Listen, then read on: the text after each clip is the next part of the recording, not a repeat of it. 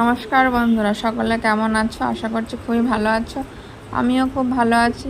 তো সকাল সকাল দেখো ঠাকুরের সামনে বসে পড়েছি এক সাজি ফুল নিয়ে।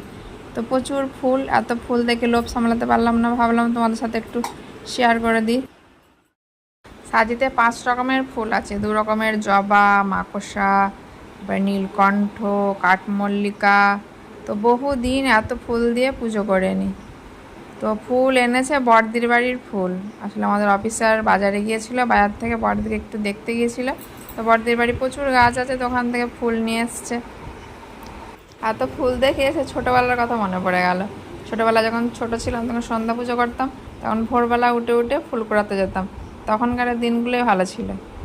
তো যাই হোক, ছোটোবেলার গল্প শোনাতে গেলে আর গল্প শেষ হবে না। তো তোমাদের সাথে কথা বলতে বলতে দেখো আমার পুজোও করা হয়ে গেল।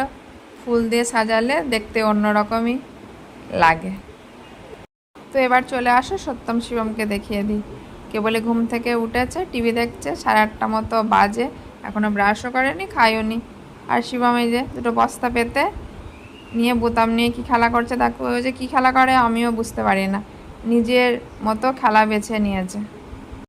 যেটুকু সময় আমি কাজ করাতে বসি তখন কাজ করে, আর নাহলে এটা সেটা করেই কাটে। এখন তো এভাবে কেটে যাচ্ছে, পরে কিভাবে কাটবে জানে না।